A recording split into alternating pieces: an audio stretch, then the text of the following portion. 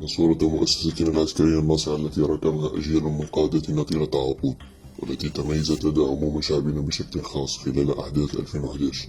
أصبحت اليوم مهددة. نحن المجموعة الإعلامية لأبناء المؤسسة العسكرية لاحظنا في المدة الأخيرة استياء جزء كبير من شعبنا من موقف الجيش الوطني من الأوضاع في البلاد، وهو ما لمسناه من خلال الاحتكاك المباشر مع المواطنين، وهو أيضا ما تعلمه استخباراتنا العسكرية ولها تقارير تؤكد ذلك. رغم أن هذا الاستياء لا يخرج بشكل كبير في النقاشات في العالم، إلا أنه بدأ يتزايد مؤخرا بشكل كبير وأصبح محل نقاش لدى عموم الشعب. نحن أبناء المؤسسة العسكرية نؤكد للتاريخ أننا لم نتوانى منذ اللحظة الأولى على تنبيه قيادتنا، وذلك منذ 25 جويلية 2021، ولنا مراسلات مكتوبة ومسجلة حذرنا فيها من الانسياق في أي مغامرة قد تضر بمؤسستنا وصورتها لدى شعبنا. ولكن نؤكد لشعبنا أن بعض الخونة دفعوا نحو هذه المغامرة ويرفضون اليوم الاعتراف بخطئهم، ويواصلون جر جيشنا إلى داخل دهاليز السياسة رغم التقارير التي تؤكد أن صورة الجيش أصبحت في الحضيض. كما نؤكد أن مؤسستنا العسكرية أكبر من هؤلاء الخونة، وسيتم محاسبتهم على إجرامهم في حق الجيش. نحن أبناء المؤسسة العسكرية نعلم أنهم يفعلون ذلك من أجل مصالح شخصية، وأنهم متورطون مع جهات خارجية معادية لتونس، وكنا قد أكدنا في مرات سابقة أن هؤلاء الخونة تحصلوا على ملايين الدولارات من الإماراتيين،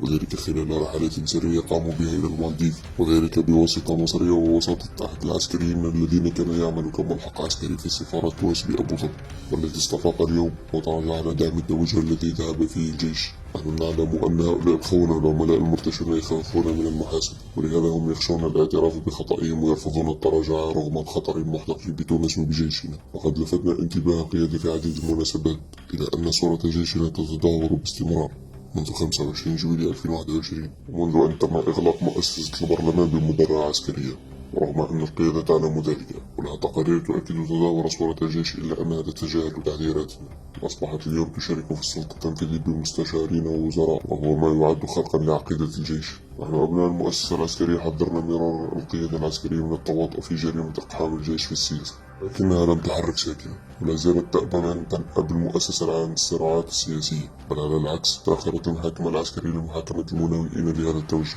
نحن نأسف لما تحول له الجيش إلى عصا غليظة يرفعها قيس سعيد في وجه معارضيه وفي وجه جزء كبير من شعبنا. إنما يتعرض له جيشنا اليوم أسوأ بكثير من أي عدوان خارجي قد يحصل لا قدر الله لبلدنا، حيث يتم الزج في صراعات السياسة، وما يجعلنا نشك في أن القيادة تسعى لخلق عداوة بين الجيش والشعب كما يحصل في باقي الدول العربية. نحن المجموعة الإعلامية لأبناء المؤسسة العسكرية تابعنا تصريحات المسؤول الأمريكي كريس موري الذي تحدث فيها عن المؤسسة العسكرية وحديثه عن تورط الجيش في أحداث 25 جويلية ودعم قيس سعيد في مواجهة المعارضة، وهو نفس الأمر الذي يتحدث عنه التونسيين اليوم. وقد تحدث كريس مورفي وقال ما كنا نحن قلناه لقيادتنا العسكرية منذ سنتين وحذرناها منه بخصوص الانخراط في السياسة وتجاوز القوانين المحلية والدولية. للأسف لاحظنا رواجا كبيرا لتصريحات المسؤول الأمريكي في أوساط شعبنا خاصة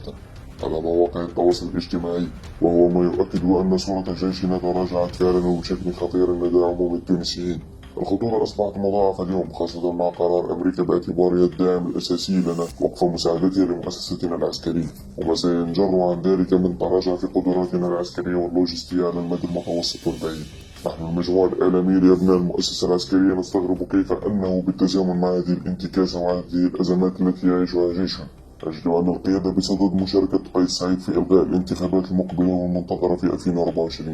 وهذه ليست تكهنات بل هي معطيات دقيقة. هذه المعطيات مثلت لنا صدمة كبيرة، خاصة وأنها تأتي بعد أيام من تحذيرنا للقيادة من مخططات التحريض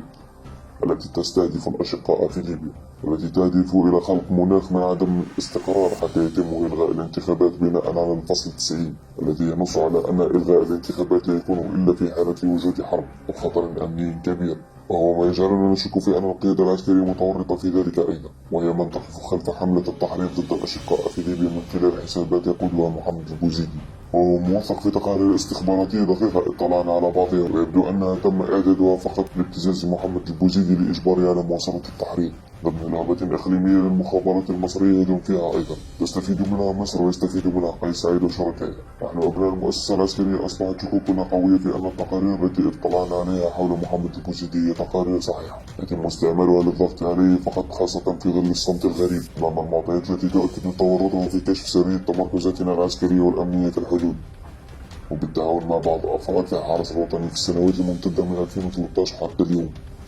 والتي شهد بعضها اختراقات أمنية أدت إلى استشهاد عسكريين على أيدي إرهابيين في المناطق الحدودية. إن ما يتعرض له جيشنا هو خيانة عظمى وهو جريمة ترتكبها القيادة في حق مؤسستنا العسكرية، وعليه فإن مرتكب الجريمة والمتواطئ معه لهما نفس الذنب